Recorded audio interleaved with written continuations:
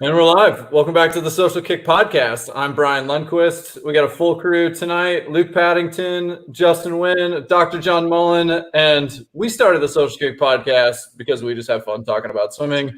And we're here to talk tonight with one of the guys who probably had more fun swimming and talking about swimming than anybody in history. So Gary Hall Jr., welcome to the show, and thanks for being here. Hey, fellas. Hey. What's going on? How's it going? Thanks for having me. Yeah, well, thanks for doing this, Gary. What you been up to? You doing some fishing today? Yeah, I did go. It was big seas. It was rough out there. Oh, yeah. We had a storm closed out on us, so it ended our day a little short. So I spent a little time swimming in the creek and spent a little time in the hot tub. So I'm getting in the water, but not like it used to be. Right. I don't know. It sounds like taper to me. It was deep sea fishing today, but typically we go spear fishing. And for years, like 15 years, my mother has driven the boat. And she lands the fish. So we hand spears up with fish. And she unloads them into the cooler. And she's done this selflessly for so long. And so I finally was like, you know what? She always brings a fishing pole. And sometimes she'll drop a line down while we're down there spearing fish. So the chances of her catching a fish really are nothing, ever. But she does it anyway, and she's always had this big dream of like catching this giant grouper. And so I was like, you know, I'm going to splurge. I'm taking you out on the chartered with people that actually know what they're doing when it comes to like deep sea fishing, know the right spot, take care of the bait and the hooks and everything like that. And yeah, so that's what we did today. And what do you guys think about in there? Yeah, was it this big? We got skunked because of the storm. Yeah. We were only out there for we caught a lot of bait fish, and then we're heading out to the deep water, and it was looking ominous. So we cut it short. Well, it's beer o'clock now. You got anything in the glass tonight? What are you drinking?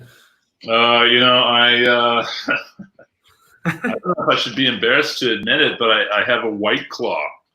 Ooh, nice. That's one.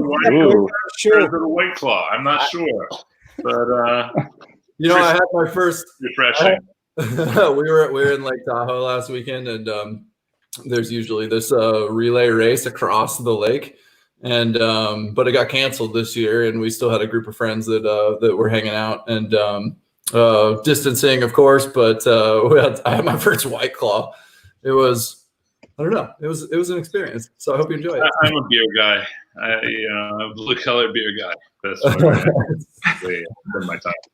Yeah, right on. All right, Luke, what are you drinking tonight? I got the usual. I got one of these funky-looking cans of hazy IPA from California, man. You know how it goes. Solid, nice and strong.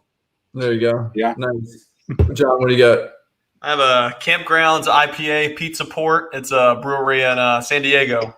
Yeah, Pizza Port. They got the Swamis. I like that Swamis that they got. I've got some of those in the fridge. Maybe I'll grab that for my second one. You're the first guest who knows beer. Yes. Dude, I want to go to do a brewery tour in San Diego or something. There's a ton of good breweries down there. There are a lot. San Jose is getting more. We should do one around. We'll have to go out to some spots when things are allowed to be open again. Okay, good. Because the last bachelor party or tour of any kind that I did like that, I went to one up in Oakland, and I thought I was going on a whiskey tasting because the guy said they were going to a distillery, and it was all gin, and I hate gin. I went, I'm over it. I don't mind gin. What are you drinking, Brian? Oh, I'm drinking a Budweiser and an Auburn koozie. Oh, that seems fitting. I'm a classic. Yeah, no. Justin, what are you drinking? You know me, Health Aid Kombucha. Sponsor me, please. Well, I used to know, me and the trusty core water bottle. So you're drinking something else, which is good. Yep. Yeah. So, Luke, you want to take us back in time? Take us back in time. Gary, how old is your son? He is 12. He's 12. So I got a 10-year-old, and he just got into swimming. I don't know, about a year ago. Kind of swimming, meaning swimming more than a 25, right? I swam. His uncle swam. Went to Olympics. His godfather's George. His uncle Olympians. In track medalists. Story. Lots of genes in that thing.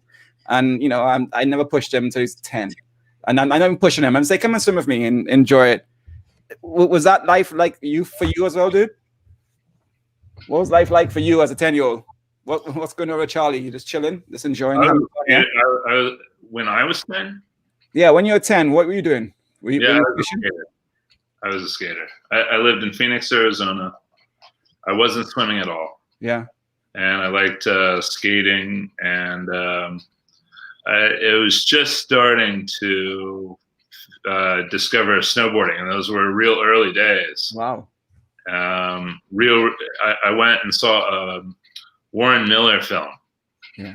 And in the lobby of the screening, and Warren Miller was there, and he was like on the microphone talking through the film the way Bruce Brown used to as the old in the summer. Yeah. And he was there, and I remember I was a kid about that age, and I walked out, and one of the skaters that I really liked was a skater by the name of Jeff Kendall. Huh. And I saw this snowboard with the Jeff Kendall design, which was these two like hands like crushing a globe with a mushroom cloud popping out of the top of it. And I always loved the art. Yeah. For me, like I loved the Jim Phillips was an artist that was Santa Cruz skateboard line. And I loved all the artwork at the Power Peralta lineup, all the Peralta, yeah. Mike McGill model, that skull with the snake in the mouth, like all that stuff was a huge influence. Like I was totally geeking out on skating, and so I walked out, and I was the skier before that. And I said, "Oh, I gotta try this thing, snowboarding," because they're like in the film, they're like, "Oh, and this new thing's popularizing. It's called snowboarding." And so I took the trucks off my skateboard that winter up in Flagstaff and tried riding down the bunny slope on a skateboard. Because it was just one directional back then, So we like drilled a hole in it, like had a little rope, and we'd like try to make it like 15 meters or something like that before eating it. And then, but I ended up getting pretty good with snowboarding and skating around that age. I was totally into that stuff, but just like horsing around, kid stuff, backyard. If I showed up to a swimming pool, I was doing backflips and cannonballs, totally. not swimming laps. I mean, that's 1984, right? I mean, your dad, three-time Olympian. What? How many? Three-time gold medalist, world record holder, 200 fly. That's uber pressure. Your grandparents, your uncle. Like a 10-year-old, there was no pressure for you, yeah? Or was it just like have fun, do what you be Gary? What was it always be Gary? I was involved in sport. I liked sports. At that time, I preferred basketball. And it was a 3-month season, and by the time I got to 13, that's when my parents were like, it's time to apply yourself. It's time to start specializing. And so I had a choice at first, and I was like, basketball. I want to be a basketball player. Nice. But then, it's the 3 months passed, and I was spending more time watching cartoons after school than I was, in sports. So it was like, okay, we're going to choose for you. It's going to be swimming. And it was very convenient that my grandfather and father were involved in the construction of the Phoenix Swim Club, which is a pool on 28th and Campbell. It was located between where I lived and where I went to school. And I was the oldest of 33 cousins on my mother's side, and we all lived within 10 miles of each other. What? Basically, like, we all went to the same school, and we were a crew that ran deep. And it was basically like that many kids, you need like an outlet. You need to keep them tired. So like it was just like a drop off hangout after school. So that's when I started. Like 13 is when I really started. Gary, how does one go from skating at 10-year-old 10 years later to being a world champion in the Rome World Championships? How does that happen so quickly? Small steps. You say quickly, but it wasn't. There we go. One lap at a time. Yeah, man. A good lap too. Proper lap. Yeah. I mean, that's the truth. When I started at 13, there was no like soft entry. Pierre LaFontaine was my coach. Canadian, yeah, man. Yeah, he's a famous for Yeah, Pierre's awesome. I know Pierre well. I swam with him. Yeah. Yeah, man. So, great guy. I love Pierre. I mean, club. I mean, it was some of the stories out of that time. Is that why you go to? Is that why Mike always took you guys to Montreal? Is it because of the Pierre relationship? Because you guys used to go to Canadian Cup, no? So Pierre was the head coach. We went there one time. I went there one time. Okay, my bad. Yeah, but no. So Pierre was my coach early days, and we were hammering yardage. 15, 20 during Christmas training camp. It was between 20 and 30,000 meters a day, and so that's the type of yardage. So there was I went straight into that and did that through most of high school, and then about junior year, Pierre left. And I connected with another coach that was a little more sprint oriented, but not that much better. And it wasn't until 95, much later, that I found a real sprint coach in Mike Bottom. Mm-hmm. And that's when I really blossomed as a swimmer. So there were a couple breakthroughs along the way. The summer after my junior year, I swam a time that was fast enough to get me recruited by colleges. Before that swim, I didn't think I would swim in college. And then it was the summer after my freshman year in college at Texas that I had another big breakthrough. Came back to Phoenix, trained there for that summer, and had a great meet by the end of the summer. And then that's where I kind of realized that I could make it to the Olympics on my own, not just live in the shadow of my father. Did you always know that you had speed, though, especially in the distance days? I mean, I can remember I had a coach when I was, 15, who said, or earlier than that, your first junior cut's going to be in the mile. And my first junior cut was in the 50. Yeah. I always remember. And then I ended up being 200 freestyler in high school. But it's sometimes as a kid, you take this progression of, being good at certain things at a given time. And, you found your way to sprinting. I'm just curious if you knew that, but you had to find a coach that kind of helped you realize that, or if that just happens to him. Yeah, I had to fight for that. With Pierre, everybody was a miler. Everybody was a mile. And, my freshman year in high school, I went to the high school state meet and swam the 100 backstroke. I hit my head on the bottom of the pool on the start. And that was at the U of A pool, which is a deep water pool. That's 8 or 9 feet deep, right? So that was not that's how the level of my ability. You were a good backstroke starter, is what you're saying. And then by the next year, everybody was a miler, so I swam the 500, and I was terrible at it, and I couldn't articulate at that age why I wasn't able to handle that workload. I was getting through it. I was finishing, but I just wasn't. It wasn't right. It's watching I don't know, LeBron James try to be a jockey in the Kentucky Derby.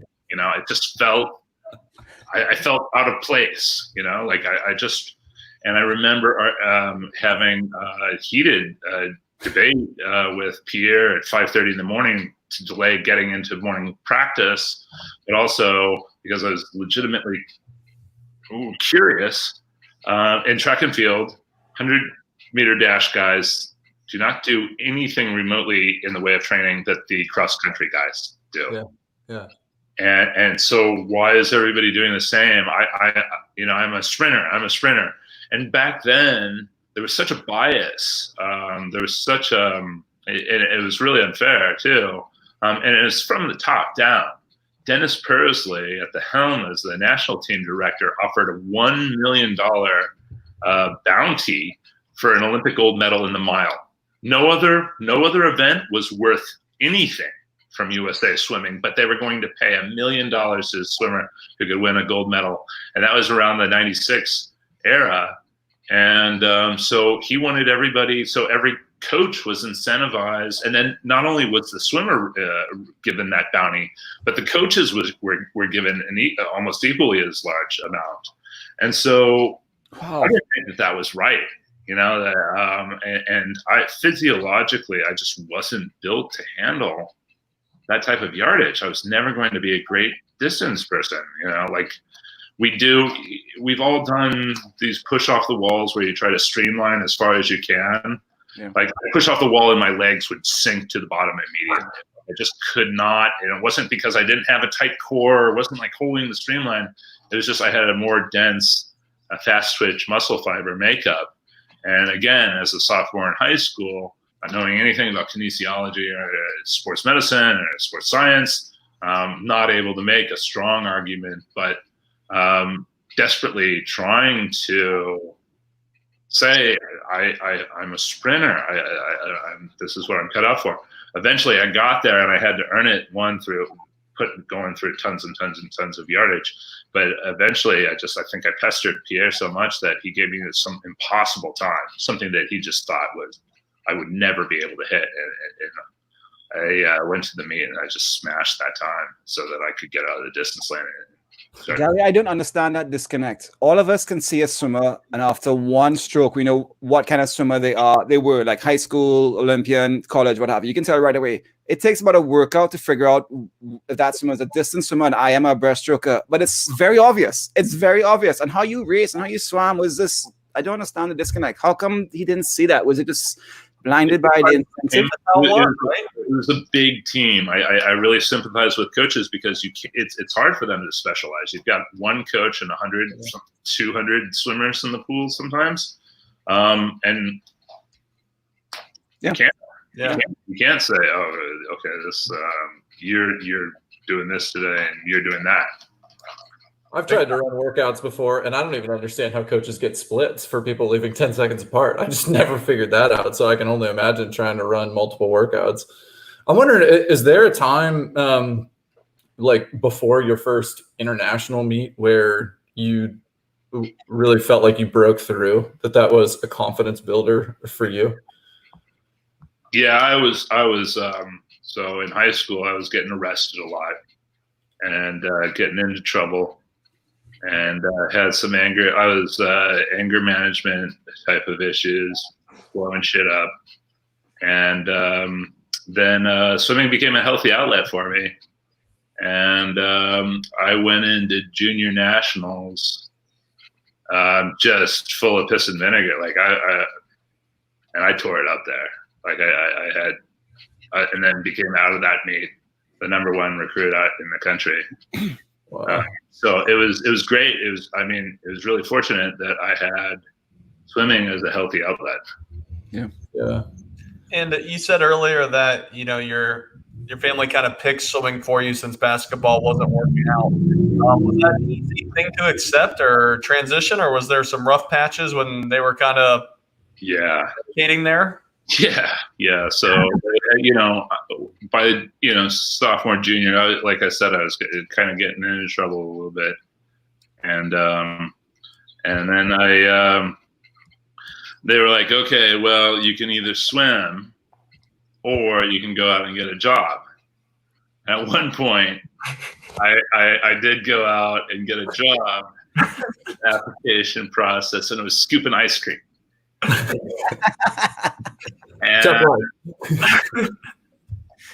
I go through the whole application process. There's not much to it, really. You just use your arm. You gotta try out 2-ounce curl. Like over the top, like training here. Yeah. And so the store manager guy calls up and he's like, congratulations, you got the job. And without any hesitation, I said, I quit.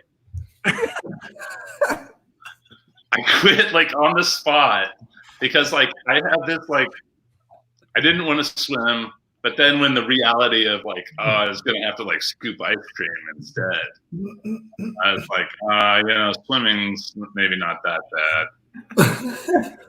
Yeah, you weren't cut out for this ice cream, stupid. It worked out for me, I like this parenting tip. I'm going to tell my kids. All right.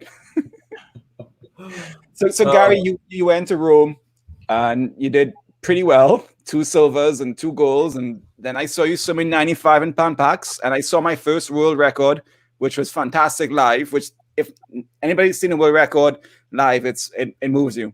Was that your first world record in '95 with Olsen and Hudepohl and those guys? Yeah, that was must have been maybe. Yeah, 3:15 or something. I went to the World Championships in '94, and I was on great relay teams there. Yeah, absolutely, dude. I don't know. I don't remember breaking a world record. I don't know. No, but also you also a great relay swimmer. I mean, your individuals into your relay splits was more than just the 0.6 flying start. You just got going in those relays. There was a significant drop off. I mean, you were a racer, dude. Talk about that. Talk about those before the Mike Bottom era, let's say. So 94.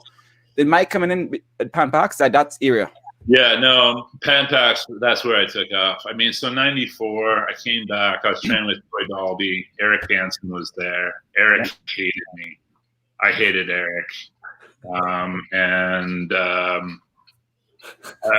wasn't working out. That's not feeling really. What's up? Yeah. Why wasn't it working out? Was it just a different, you didn't see eye to eye? It just wasn't, these things sometimes don't work out, right?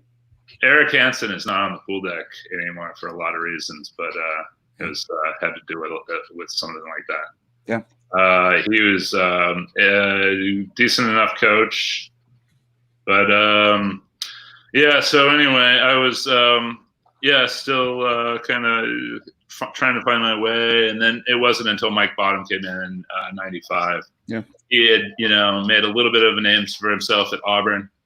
That Lane 8 posse or whatever they called themselves. There was Bill Pilchick and Dean Hutchison, some good sprinters, guys that shouldn't have done as well as they did, but under Mike, and so my father, there's the full circle swimming, small world swimming community thing, and hey Della, I'm saying hey Della, what's up Della? Yeah.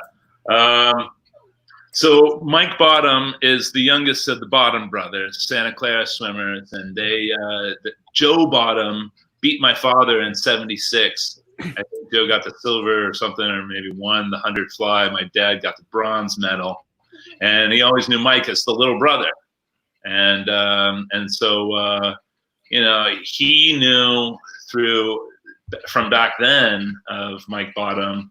Mike had obviously made a name for himself the short time that he spent at Auburn. So he comes out for summer to work with me, and I just that changed everything. I was about to quit. I was about to quit. I hated swimming. After Eric Hansen, I hated swimming, and the authority that he represented, and so yeah, Mike. I owe everything so much to Mike. Everything. And so, he had such a different approach, such a different philosophy, such a different mentality. And he was the first person that I'd come across in the sport that had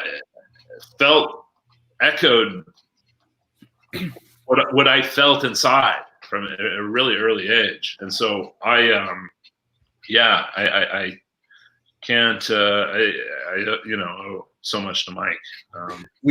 We've had a number of swimmers praise Mike, and I've met Mike, and he's been extremely kind to me as well. Dewey talks about dancing at 3 o'clock in the morning sets. Milo talks about just taking care of Milorad and not somebody else. I mean, the empathy, and I know I know Mike trained Gary Hall Jr. He didn't train Luke Paddington the same as Gary Hall Jr. Yeah. Talk to me about, so I get that he was personal, and we all know that. But what did he change for you technically wise? I mean, because like, what happened with your stroke? What happened with your start? You were one of the only guys who did a track start in '96 final. You had a whole different way of sprinting back then in '96. What did he change with you technically wise? Yeah, I think that we initiated a lot of changes and continued to develop it. But what I really appreciated about Mike was that every day, a lot of coaches are looking for the formula, right? Like they have every workout planned for the entire season, and you manipulate a little bit over here, and you adjust a little bit over there, but ultimately you're looking for the perfect formula. And Mike was not that way. He would walk in and say, how are you feeling today? What do you feel like you're capable of doing? And that started, you had to take some ownership then in what you were doing, right? Like you were now a contributor. Yeah. And you always viewed me as a brother in some way, that we were in this together. And so that I responded really well to, because I was, the fastest horse, the fastest stallions are the wild ones, and I was just like unharnessed and didn't have the discipline. And Mike just had a touch, an approach that worked. And you said it, Luke, and so many of the other swimmers say it. He was the first coach that really had an ability to adjust swimmer to swimmer. That's right. Some people needed coddling, and other people needed, he needed to yell in their face and inch from their nose. And he hated doing that. But he knew that they needed psychologically motivators and demotivators. It varies from person to person. And so what works for one person doesn't work for another person. Coaches, great coaches like Eddie Reese, they have just been at it for so long that they know the personality that flourishes under there. And so just recruits that personality. And that's why Texas has a personality, right? Like all the other teams, they know, oh, that's a Stanford type swimmer, or that's a Texas type swimmer. And so there's nothing wrong with that. But Mike was the first guy that was able to change the way he coached person to person. Gary, tell us a story, because obviously it wasn't instantaneous. Obviously you guys had to get to know each other initially at first. Tell us a story when he may have said something, done something, and made him realize how to treat you or talk to you, or vice versa. Was there uncomfortable moments in the beginning? I don't think there was anything. There's nothing that stands out in my mind. Okay. I think that. He graduated top of class in psychology, so I'm sure he was taking inventory as to who I was. I was just too young and dumb to recognize it if there was some meaningful exchange where he pinned me. You obviously had some awareness about yourself and a professionalism too, about your individual needs and prioritizing that. I mean, I just looking at you mentioned Bill Pilzik and Dean Hutchinson. I was looking at these 94 NCAA results. Brian Redder going 18-6 in 1994. That's crazy. But you were the best freshman in the meet. You finaled in 2 events at NCAAs. You're with one of the best programs and coaches of all time, but for whatever reason, it wasn't the fit. I'm just curious how you made the decision and had the independence to go, you know what, this isn't the right thing for me, even though from the outside looking in, you were swimming pretty damn fast. Yeah. I knew 3 months into Texas that I was at the wrong place. Okay. I saw a race riot happen where the white football players decided to beat up every black person that they saw at a party. And I was just horrified. I had not seen racism like that before. I did not like that. Whoa. I was like, Texas is, I thought when I showed up, I was looking for Waylon Jennings and Willie Nelson. I thought it was, Austin was a liberal place and stuff like that. I found a lot of George W. Bush types and a lot of, and it was just, I did not, I had long hair, it was down past my shoulders. I just wasn't, there were 2 extremes, people that were completely rebelling against conventional old school Texas and the Dallas types that, were just prim and proper and however you want to describe it. It just, I didn't feel connected with either one of them. And, a lot of the team, was pushing religion in a really, really hard way. And why weren't you at prayer meeting and stuff like that? And I grew up I was an altar boy until 8th grade. So it's not like I'm against religion here. It's just I don't like the judgment thing. I don't have to be there, and so I didn't like that part. But philosophically, the training wasn't right.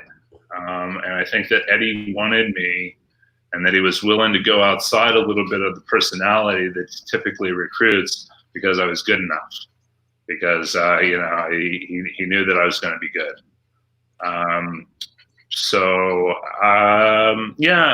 It was tough. I really respect Eddie Reese. He was always a stand-up guy to me all along. I did not swim as well as I wanted to at NCAAs. I was not happy with the performance. I was buried for most of that season. I don't think that he understood how to train me. I was different from all the others on the team. And so I don't think that there were any hard feelings really in telling him that I, was. So I enrolled in U of A, Rick DeMont, who I'd known from in Arizona. Love Rick DeMont. Definitely more, I think a kindred spirit to my personality type. And Chad Carvin was this great swimmer, and I knew Chad, and I liked the guys down at U of A.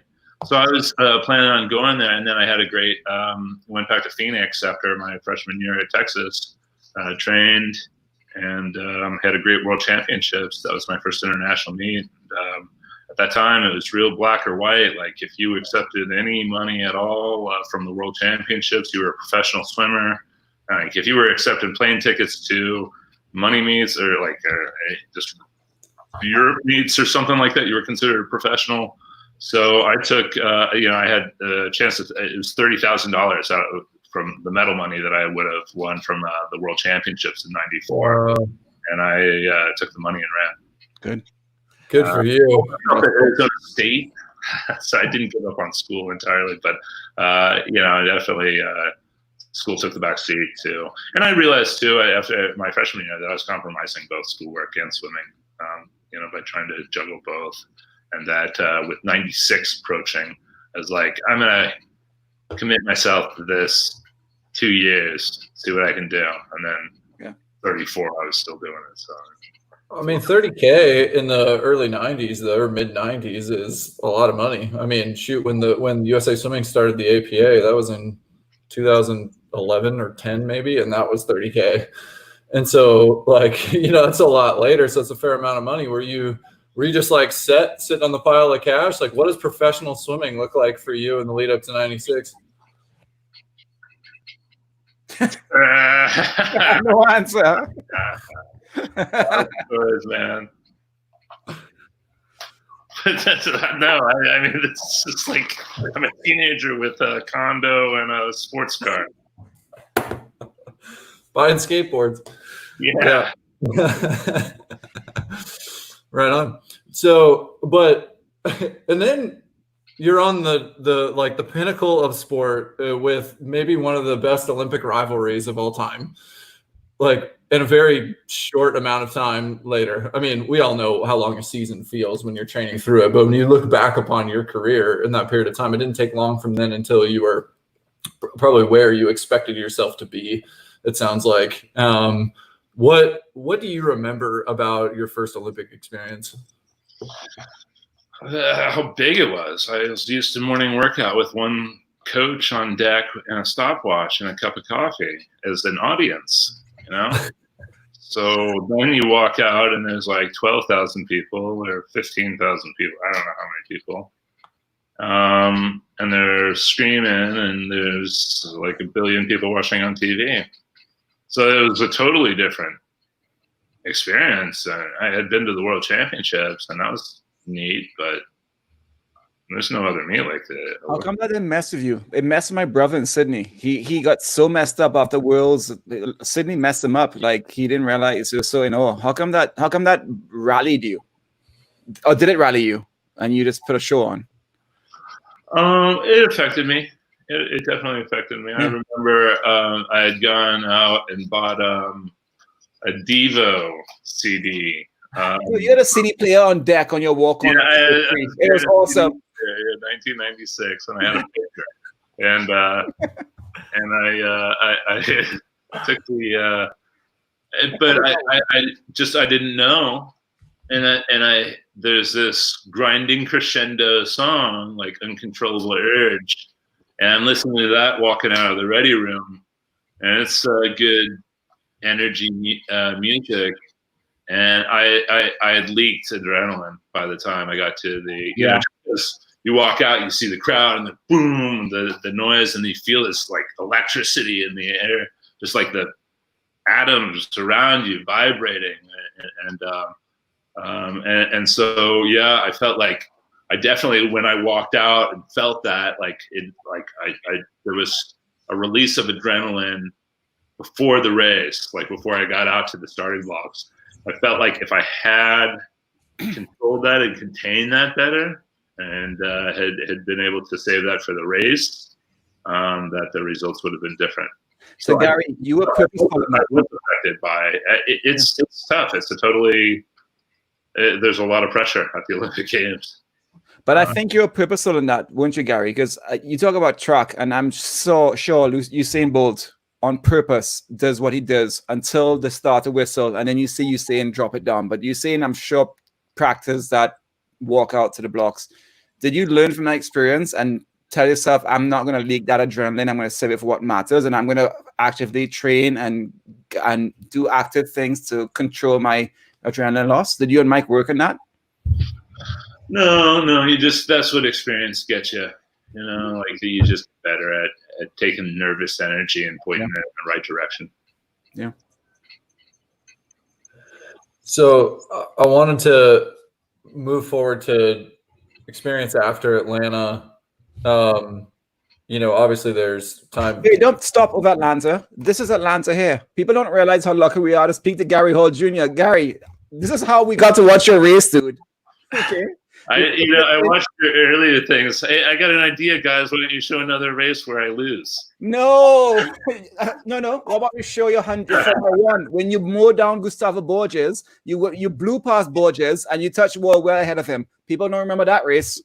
Yeah. Really? For the relay? I'll tell you, the best race out of those games was the 4x100 freestyle relay. I dove in third on the final leg, and we had never been back like that on the 4x.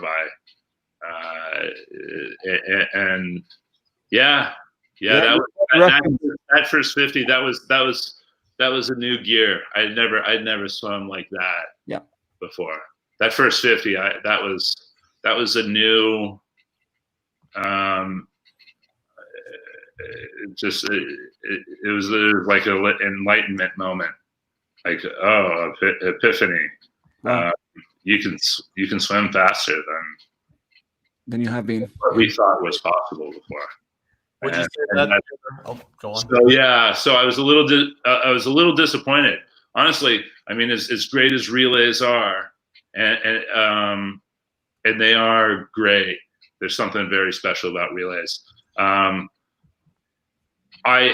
It was weird because I was really, really proud of that race, and proud that it was a relay performance. But after the Olympics, people say, you swam in the Olympics. Yeah. And they say, what, did you win any medals? And I say, oh yeah. And they say, what was it in? And if you say relay, their reaction is totally different than if you say an individual. Totally different. And this is general public, all right? We're not talking swimmers. So it was weird. It made me want the individual more after 96. Like in 96, I thought the relay was more important. After that, I knew that the individual is more important. You need a better publicist. In 96, you were the world record holder in the 400 freestyle relay, the world champion in 400 freestyle relay, the Olympic champion. So you could say that I was world champion, Olympic champion, world record holder. What more do you want? That's what you got to say, dude. No, it's these. I know, I got you. It's quirky personality. It's the things inside of us that push us, right? Like that motivate us. And so that was maybe an insecurity on my part. Maybe I was just hearing something totally innocent, a reaction in public. But for whatever reason, it for me, after the '96 Olympics, I needed to get it done in the individual event. And what happened? You obviously went through a pretty substantial life event before 2000, and that also caused a break and then a resurgence from that about how you like this new reality of life and dealing with diabetes. And yet you still come and win gold. I'm curious about your thoughts in terms of like how your goals and objectives were sort of rocked in that process of being diagnosed, adjusting to life, understanding how you need to train and get to understand your body, and then coming back to tie for individual gold. Like, I don't know. Can you just walk us through that? It's kind of an amazing arc that I don't have any other elite athletes that are dealing with that sort of thing. Yeah, so no family history of type 1 or type 2 diabetes. Just some bad luck. But for whatever reason, I don't know what the circumstance. So Mike Bottom was coaching up at, I think, Berkeley by that time. Yeah. And so I was living in Phoenix and going back and forth between Berkeley. So I had like the school year just like train kind of on my own. And I went down to the head coach of ASU, who was Mike Chasson at the time. Good guy. But I had a reputation by that point as being a little bit loose, and so he made me sign this contract where I would get charged $500 for every practice that I missed. What? And that was a prerequisition to train with him. And I started getting sick. Like I was like losing 20 pounds. And I was not real heavy at the time. I put bulk on later in my career, but I didn't have 20 pounds to lose. And I was sick. I'd be in bed for 4 or 5 days, not eating. And that was the only time that I'd feel better. And then, that would bring my blood sugar back down. And then I'd be able to get out of bed. So I had to keep. So eventually Mike Chasson's like, this is like 8th day this month that you're sick. This is bullshit. I'm going to start charging you. Oh, no. That's like $4,000. I was really like at death's doorstep. It is like, I eventually collapsed. I collapsed, but it was in Mike Chasson's practices that I first started noticing tremors in my hands at the wall. Like I was like shaking a lot, and I couldn't control that. And I eventually figured out that if I got out and drank Gatorade, that would help. So like all of a sudden, it felt like I was clear-headed again. I could breathe again. My hands would stop shaking, and I didn't know what a low blood sugar episode was at that time, but that's what I was experiencing. And then that was the first thing that I noticed. And then I was thirsty a lot. This is in Arizona, so it's a dry heat. They always remind you it's a dry heat. Right. And, like, well, that makes sense. I'm thirsty. It's a dry heat, right? Like, and so I'm like buying 8 gallons of beverage at the grocery store. Just that's it. No other snacks or anything. Just that much like beverage. Wow. And drinking like a gallon in the parking lot. Just like I was getting sick, and my vision became really, really blurry. I couldn't like read Coca-Cola on a Coke can held at arm's length. Like things were going wrong, and this probably progressed over like 2-3 months. Wow. And eventually I blacked out, like went down. And I was with this girlfriend who insisted that I attend her friend's party. And I got out of the car. I had been in bed for like 3 days. And she's like, "You have to go." I drive so dangerous. I remember driving through intersections and not being able to read like the street signs until I was in the intersection. I get to the party and I get out of the car and just like went face down, and she was so pissed at me. I drove myself back home. I was like, I cannot do this. I have to go. So and then the next morning I was diagnosed with diabetes and my blood sugar was really messed up. And so, that was tough. It was really, really tough. I was told by 2 doctors that it was the end of my swimming career. Just nobody had competed at the Olympic Games before with diabetes. So they were like, this is a broken dream. You need to worry about kidney function, not winning gold medals. You need to worry about not losing your feet and toes to amputation for circulatory conditions and stuff associated with diabetes. Wow. So it was a really, really steep learning curve on like carb counting and manually performing the function of your pancreas, which is really complex endocrine system. It's a really complicated thing. Yeah. So I did not think I had any shot. I wasn't in a position to argue with the doctor. Like, I didn't think I could defy these guys. Like, fuck these guys. I'm going after it. Right. Prove these guys wrong. That was not the immediate response. It was suicidal. And I went against doctor's orders to Costa Rica, and I was going to spend the last 2 months of my life there having a really good time. That was the plan. And at one point during that trip, I swam out to sea until it was gone. Like, you could not see land anymore. Like, it's just like past the point of no return now. Jeez. And like, I don't know, kind of got bored out there. So I turned around and started swimming back. Well, yeah, you were a sprinter. That's too far. Yeah, it says if I hadn't done all that yardage with Pierre LaFontaine, ended up paying off. So I was like, all right, I'm gonna go back, and then I might as well play this thing out until the complications start to show up, and then follow through with it. Then, that was the idea, and then found some peace, came to terms with it, and was like, well.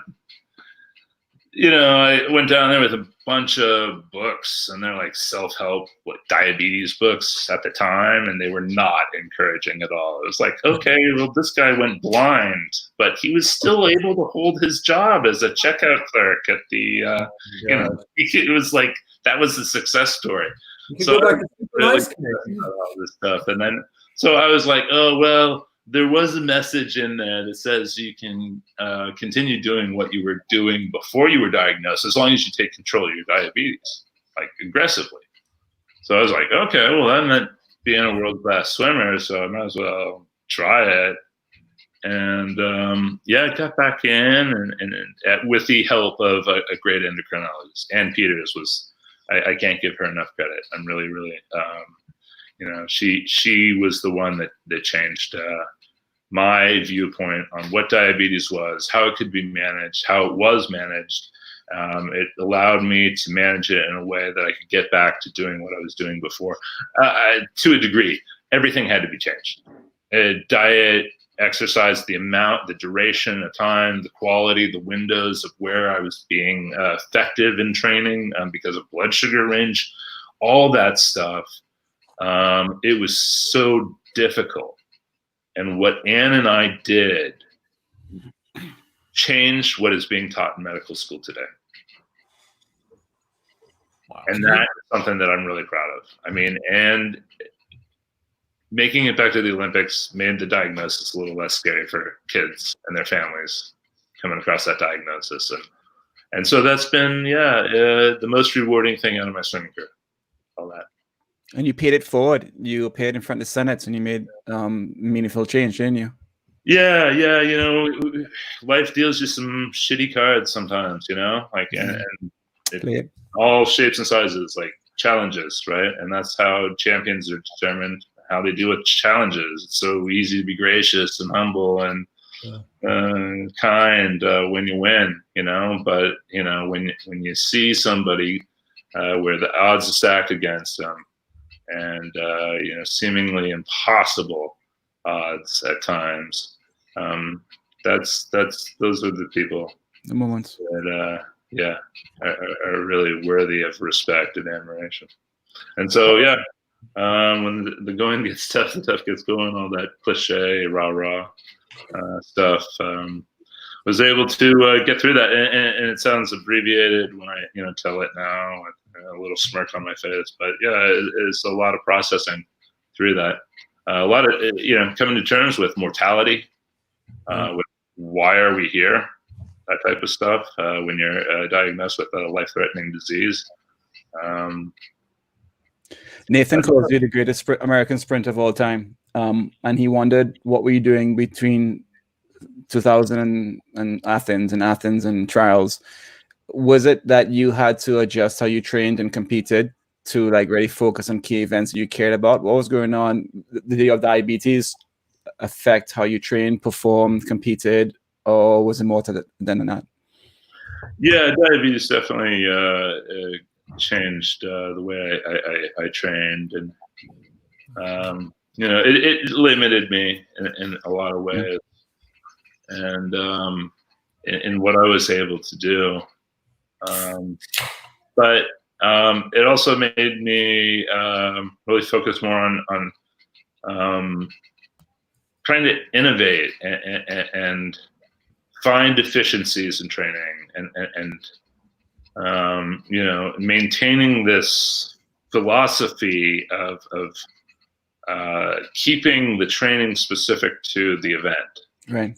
And so diabetes, probably, and its limitations and challenges definitely had an influence on that. But what a compliment coming from Nathan Adrian. I saw that little post that you guys did, and I just, so much respect for that guy. I was really touched to hear him answer that. And coming from such a legend. We can't argue. Gary, talk about how Gary Hall trained in 2000 and 2004. What do you mean by you had very specific sets and workouts and attitudes and mindsets? What did you and Mike do? Well, because we talked to a few people. What did you do? I think one of the biggest things was what we started doing out of the pool. Yeah. That I had at some point prior to Mike started training with a Mr. Universe bodybuilder in the weight room. And it was entertaining. Like, he's like, "Oh, you need to go home and eat 20 chickens." and this protein powder in this vial or something. Like, it was just like a completely different world, right? So that your pecs get out here, that's what he was. Like, his measurement of success was, how much you could bench press. And I was like, this isn't swimming specific at all. That didn't last very long. And then I used to do the amateur fights in Phoenix. And there was a referee from those days that I got to know, a guy by the name of Tim McClellan. And Tim was just a tough guy. Like, and this was back in the first early days of UFC, Ken Shamrock and Royce Gracie, like those guys were like, those were the pay-per-view fights going on at the time. But the amateur fights were always a lot more entertaining for me, like seeing some farm boy just doing windmills, I've seen an amateur fight up close. It's sketchy. Anyway, so this guy actually knew what he was doing. He and training, and so we started the boxing stuff. Nobody was talking about core strength back then. And when my dad was swimming and was world swimmer of the year, nobody was going to the weight room. He had one teammate who went into the weight room, and it was because he enjoyed bodybuilding as a part-time thing. And so that's changed the sport. And so a lot of the dryland core strength stuff that we were doing in those early days, I see videos now of Phelps dryland and Ryan Lochte's dryland stuff. They're doing the stuff that we were back in the 90s. And so that's pretty neat to see that ripple effect, and how that emphasis on dryland activity and how it helps support the swimming training has been wider embraced by the swimming community, because at the time it was less of a thing. So I think that was, and it just changed up the yardage, the 20,000, 30,000 meters swim days. You can only do that for so long before you get an overuse overload injury, or before your mind just snaps and you just want to quit, right? So just a change up of training, that was great. That was something different that we were doing at the time. And then just the philosophy of bringing together international swimmers. Nobody else was doing that. Yeah. Nobody else was doing that. Now it's a really common thing. Universities have, a lot of foreign swimmers and stuff like that. But at that time, it was territorial. Like if you were training a guy from the French team, you were a traitor. Like that was the mentality among most coaches in the United States at that time, especially at the world level. That the universities allowed it, definitely, because they have the interest of winning. So it was neat to see, that team come together, and it was everybody was a coach and a swimmer. That Mike was a manager of sort in a lot of ways. That the guys that were there training had been in, each had 10, 15, 20 years of international competitive experience under the belts. And a guy like Mark Foster would come in and teach us everything that he'd been learning from the UK track and field athletes. Yeah. And stuff like that. I mean, stuff that we would have been completely clueless about. We all benefited from it. And, in the meantime, Roland's teaching us about, what he's doing different in a track start that it's making him so much better than everybody else on the start. Everybody was a teacher in that environment, and it worked out. All ships rose with that tide. There were a few things that we were doing early on for 2000 that I look back on and think were big contributions in the overall success of all the swimmers that were participating in that group. Hey, I'm curious to know how the transition from 2000, 2004, I mean, all throughout your early career, you're doing 50 and 100 and like doing the 100 free at the top, and then into 2008, you're training exclusively for the 50. And I'm curious how you approached training for the 100 freestyle just throughout your career, and how like maybe focusing on the 50 might have impacted your results. Yeah, by 2008, I was old, 34. I know Anthony changed. Yeah. I think is possible now in terms of age in the sport. But I had 2 kids, and that changed a lot, after you have kids, it's a lot tougher to make those commitments that's required. And, I don't know. I just close to 16 years is on the national team. Like, it wasn't like I just wasn't as fast on the 100 anymore, and it's getting slower in the 50. It's just time to focus on the 50. And I was overtrained for it. 2008, if I could go back, I did way too much training. Too much? Yeah, definitely. What do you think allowed you to balance between those two? I mean, and earlier in your career, like in 96 and 2000, or really in between, did you think about yourself as both a 50 and 100 freestyler? Was there one that was kind of your baby? I know that you won golds in the 50, but is that the baby, or did you like them both and train equally? in '96, I considered myself both 50, 100. And I liked the relays. I liked racing. I could do the 100. After definitely after the diagnosis of diabetes, I was a 50 guy. Mhm. I tell the story about the bronze medal and the 100 freestyle in Sydney. That's my bravest race. Like, I had no business being in the finals on that team in the 100 freestyle. I had only swum it twice after being diagnosed. One was at the Janet Evans Invitational, and it was a last deck entry. It was the last meet before trials that you could get the cut for the Olympic trials. I did not have the cut. I had won the silver medal in the previous Olympic Games. I didn't have the cut for the 2000 trials until the last meet possible. And Mike said, "Oh, I just do it. It's middle of the season meet. See what you can do." And I had just, come off the diagnosis and hadn't been training that long. After the diagnosis, I took a few months off. So I didn't know what to expect, and that was just, being tough. I wasn't trained for the 100, and then it got me on the relay, and Clem was unbelievable, lights out the night before, world record on the lead off of that relay. I outtouched him by 100th of a second. That was. I was proud of that one because I had no business. I had no business being there. But you had a hell of a anchor. Definitely by 2000, I consider myself a 50 guy, I guess. Yeah, but you had a hell of an anchor in that 4x1. You outsplit Thorpe in that 4x1. Nobody knows that, but that was a hell of an anchor, really. On that. Yeah, thanks. Yeah, nobody points that out.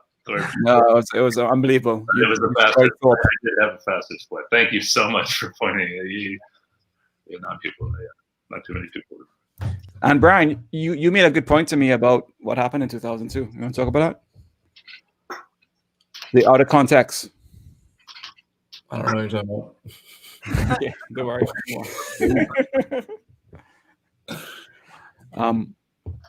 So one thing that you brought up is that you felt like you were overtrained for that last swim. I'm not sure if you follow swimming too much now, but do you still think sprinters are overtrained? Or do you think we're finally getting to that point where the lower volume, the race pace, the stuff that you have been preaching since day one is being accurate? I think we're getting better at it. I think that there's still just a physiological difference between swimmers from the person. Some people need to be yelled at. Some people need more yardage. Some people need less. So I think it varies, but yeah, whatever Michael Andrew, the name he's given to it or whatever. Yeah, the same thing that we're doing. Race specific. Yep. Yeah, really changed things.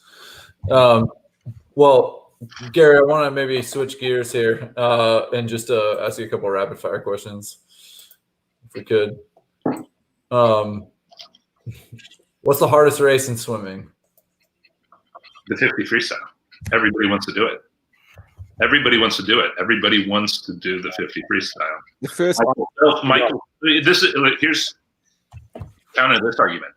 Michael Phelps, winningest Olympian, the greatest of all time. He was out on a medal hunt. He wanted as many as he could possibly get. If the 50 was easy, he would have done it. There's only a couple of races that Michael Phelps wasn't able to be competitive in, and that was the 50 and the mile. I know. And the mile guys, they all wish that they could be 50 guys, right? Because they think it's easier, right? If it were easier, everybody would be doing it, So it's not the most painful race, but it's the toughest race. It's the toughest race. I always said pound for pound, it's the hardest race in swimming, and we finally got a sprinter to say it. I love it. All right, individual Olympic gold medal or individual world record? Oh, the gold medal at the Olympics. That's the only meet that counts. And I don't care at all about world records. I like it. I never care about the times. If you can beat the person in the lane next to you, you consistently, eventually you'll be the best. I Race. don't like the race. That's the only reason why I did it. I don't care about the time. Your dad swam 2 fly 4 IM, but are sprinters tougher than distance swimmers? Tougher, no. Look, there's a pain threshold, right? So I admire the pain locker, right, that those guys go into to do those distance guys. And I tell you, somebody asked me, what does it take to be a great Olympic champion? I said, well, there's 2 dark things that people don't talk about, because there's a lot of athletes that stand up on a stage and they talk about the commitment and the hard work and the dedication to goaltending. I've heard it all before. There's 2 things that they don't talk about: obsessive compulsive disorder, and every single great swimmer has it. So we're talking about a spectrum here. Yeah. So it's some level of obsessive compulsiveness, and the other thing is something dark inside of them. Like there's Crazy. Yeah, there's something painful that drives people to push themselves to those limits. I like it. Is blood orange the only way to get blood sugar?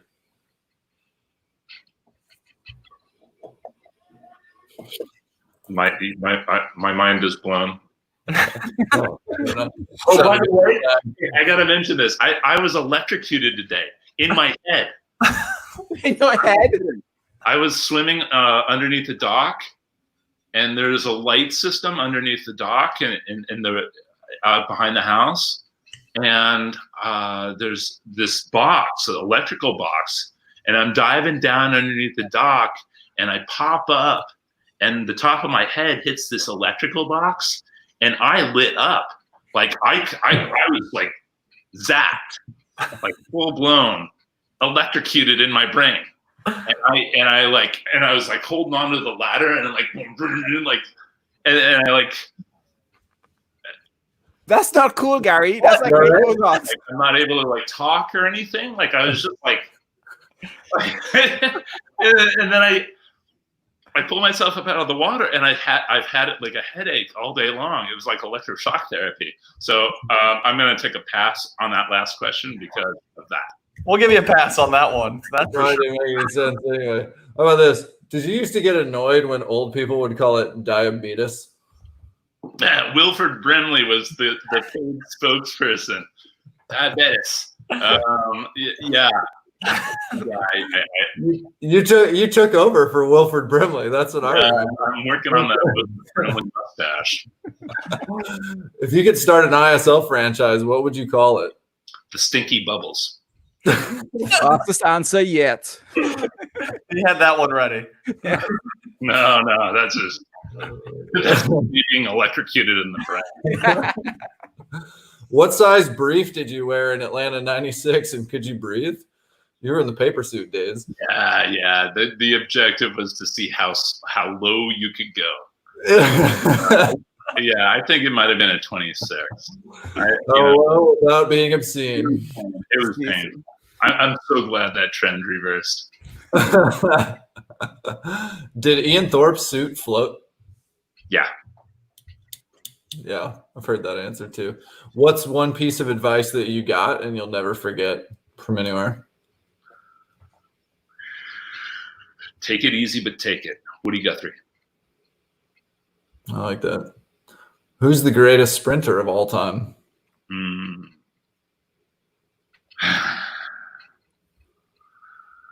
Honest. I don't know. Don't be afraid to say My yourself. hero in the sport is Duke Kahanamoku. Yep. Yeah. You were the oldest swimmer to win a medal since him. What's that? You were the oldest swimmer to make the Olympics since him at age 29. He was an old timer too. Johnny Weissmuller idolized, was influenced by Duke. But Duke, he was such an ambassador of the sport. Like if you would go back and like became the sheriff of Hawaii or whatever, Waikiki, like he was just a good role model for the sport. Like he was a waterman. He was a true waterman. Yeah, waterman's a good way to put it. You're a waterman too. So, okay. Rowdy was the first one to go sub 23 long course. And then Jaeger was the first person to go sub 22. Took 10 years for that to happen. Fred Biscay, one of my teammates, the first one to go sub 21, took 19 years for that to happen, to cross that barrier. How long until somebody goes 19 long course? I don't know. In your lifetime? Yeah, I don't see why not. I mean, there's still so much, like I said, the ground that we made up where we really filled in some of the blanks. My generation was the dry land training. What is yet to be discovered in terms of nutrition and sports psychology, that's just uncharted territory. It really is. The smartest people in the world don't understand why. And you've got a team of 28 swimmers all doing the exact same yardage, all taking care of themselves, all getting the right amount of sleep, all doing everything in this dry land, eliminating any of the variables among these. Why is one doing great at the end of the season and one's not doing great at the end of the season? The sports psychologists don't understand. And we're learning, through biofeedback and brain mapping and stuff like that. They're learning. And so the areas of improvement that are going to be achieved are tremendous.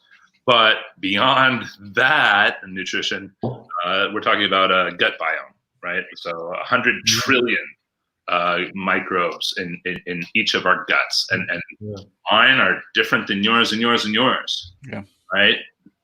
And that's why there is no one size fits all diet, right? Some people can just eat meat and be healthy as an ox. Other people can't, so gluten intolerance. I don't know. This is not just allergy stuff. It's performance stuff. So there's going to be benefits in that. And we're finally, because using the same technology that mapped the human genome, that's what's required, the computing power that's required to map each individual's gut biome. And so now we're just starting to see, I'm only familiar with like 3 companies in the world that are doing that now. But if we can start telling, and every clinic I've ever attended, like the parents are like, what do you eat before a race? And I've been alongside so many swimmers and the answer's never the same. They're like, peanut butter and jelly sandwiches, pasta. I ate 2 Big Macs before every Olympic race I ever did. It's just the variables are like, there's no standardized answer for everyone. So that's going to be another area where we're going to be able to see big improvements. But the scary one, the big one, there's 2, is the gene editing stuff, and stem cells.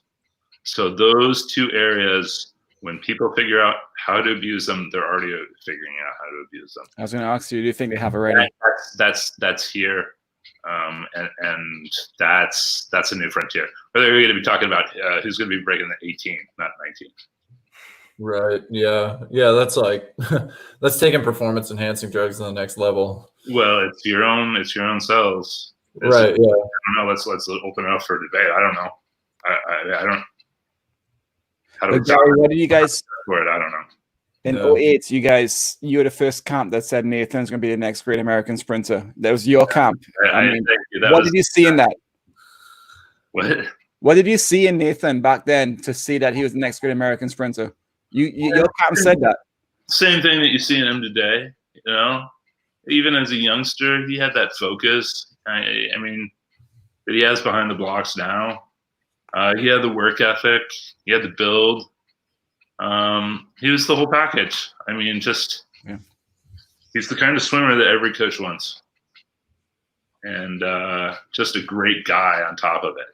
So there's great swimmers and there's great guys. And sometimes they're not one and the same. Just because you're a great swimmer doesn't make you a great guy. And Nathan was both from the get-go. Yeah. So nothing but respect for him. And I just recognize that talent. I saw it. So did a lot of other people. I think the environment you guys created at the race club is something that, from a knowledge sharing standpoint, to benefit, everybody in sport, was foundational for sure. And I think now we're seeing, especially with COVID, sort of this renaissance of information sharing, where there's a lot of media and people talking openly about their experiences swimming. And that's what humanity is on the path of too, with just a lot more openness about people vlogging and sharing their experiences publicly that wasn't available earlier in your career. So my hope is that that only benefits future athletes and swimmers to get to understand what is it that Gary went through in his early days. How did he deal with coaching selection and understanding what his body needed and how to get the best out of himself, and what was he like with his teammates and coaching up and creating environments to create opportunities for the next generation, right? So it's these kinds of conversations and the early work that you've done to sort of set that path that I think are going to yield benefits for eons and generations to come. So appreciate you having the openness to share about it. It's really, really helpful. Yeah, thanks. And for me, I if I can pass forward that compliment, I'd like to just point out two guys that had a huge influence in kind of guiding me, and that was Tom Jager and John Olson. Those two guys were tremendous influences on me and validating what I inherently was feeling as a young swimmer, but also in showing me how to do it and the level of commitment and passion that it took to be good in the sport. Not just a training tip here or there. Gary, we put a video out today that kind of chronicled your growth in the sport of swimming from your dad in Montreal right up to 2008, right? And it's remarkable, the changes. And I put at the end, you grew our sport. And our sport is me. You grew me as well. You grew my perception of how I should see swimming and how I've matured in this sport of swimming. And what you've done for professional swimming, what you've done, what you continue to do, what your dad does. I listened to your dad's IG live last night. Your father's doing Instagram live. I don't even know how to do that. He's doing that last night, and he's teaching current applicable ways of swimming fast. You guys are doing wonderful things moving forward. I just want to pay my homage to what you and your father are doing, what's going on in Race Club, what's going on down there. It's really grown our sport from fighting for professionalism in sport with your battles in the past, with your swimming. What you've done for us, I mean, kudos, dude. Thank you. Sincerely. We're just having fun. It's what we love to do. So, cool.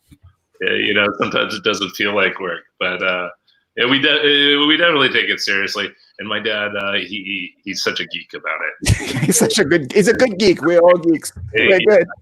In fact, I'm sitting in his office right now. Is that him? No. Tech stuff, some machinery stuff that just came in from Italy. So the measure. But his work is current. I mean, John, doesn't your wife still use that with her swimmers that pass us? You got age groupers getting knowledge from a Olympian from the 70s who is so current and so with it and so changing our sports. That's unbelievable. So. I got a story to highlight his level of focus, and he was always his reputation in the sport was just a workhorse, always focused guy, and after I swam fast, I go on the public speaking circuit, and sometimes when you're up there, you just don't know what to say, so you just start talking about stuff. And I remember I started talking about how my father was this super focused person, so technical, and that he went to medical school for 4 years and did his residency, and then he went into practice. 25 years dedicated to the human eyeball, which is this big, and I'm like, how can somebody spend 30 years of their life focused on something this big? And it was like this throwaway, like kind of joke that I had like worked into some schmoozy grip and grin circuit speech that I was giving. And years later, I'm working in healthcare, and I come across this investment opportunity in this company, and it's for a retinopathy procedure. And I'm looking at this company, I'm looking at the outline and everything like that, and I've got a question. Like, well, my father was an ophthalmologist, would probably get his opinion on this. So I call him up, and I'm like, hey, got a question. I'm going to send over this document. Can you take a quick look at it? And he fires back. He's like, oh, I have no idea. That's the retina. I only dealt with cornea. What? And like the whole time, I thought you were focused on something this big, and it's just a sliver of something this big. So, I mean, that's the type of like geek he is, and I mean that in a love. I love geeks. That's just because you're passionate about something, and I love people that are. Yeah, he's world class. I told you I wanted to do a documentary of him in 08 called World Class, because what you had is a world class of swimmers, and you guys were world class, and it proved it of what you guys did in 08. But Gary, I got one. Normally, I can milk this a lot easier into the conversation, but I'm not able to now. So, to be quite honest, you have to have loved the bit in practice that was social kick. Didn't you love social kick? Yeah. I mean, I did a lot of easy, slow swimming and practice. I had two speeds, fast or slow, and that was definitely the social kick. And Mike made it a point, and that's part of the psychology in him, psychologist in him, is that he's like, okay, like, that there was a social element to it, and yeah, love the social kick. Who doesn't? Gary, I'm a kid who. I love social kick. You just got the quote. Gary, I was a kid, and I grew up in Atlanta. I was 11 years old when he swam there, and I remember my first thought that I could be on a path to try to make the Olympic team was then when I drew the Olympic rings, on some drawing in school, and then. Fast forward to 2008, and I got to share a pool with you and a race with you 2 lanes over, and that's one of the great joys of my life. So thanks for the inspiration. I really appreciate it. Yeah, it's pretty cool for that to come full circle for me. So, and really awesome to get a chance to talk with you and get to know you through a mutual friend of ours. So, thanks so much for doing this. Where you've got it on the screen, where can people follow you, and what do you want to leave people with? Yeah, so you can find me on that's my Instagram handle, I guess, on the screen, and you can track me down that way. Or launching Sea Monkeys Swimming out in LA, and doing some coaching in the Pacific Palisades and down in Venice. Now, after a lot of years spent away from the pool deck,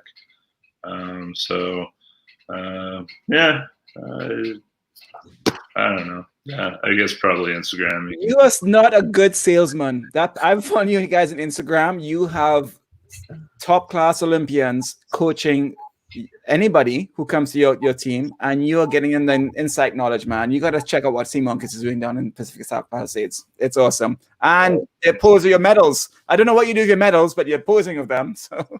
Oh, you know what that was for? Airbnb. Yeah. They're an Olympic sponsor. They were doing some campaign, so they asked me to do a competing with type 1 diabetes experience for people with diabetes. And so that's why I chipped in. They're like, take a picture with your medals. And I was like, or they're like, send, they just said, send a picture with your medals. And I was like,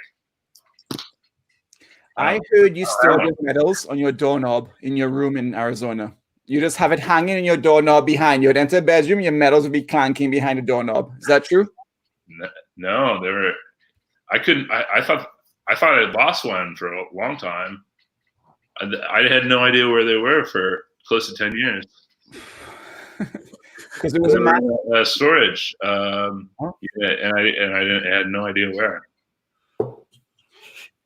I love it.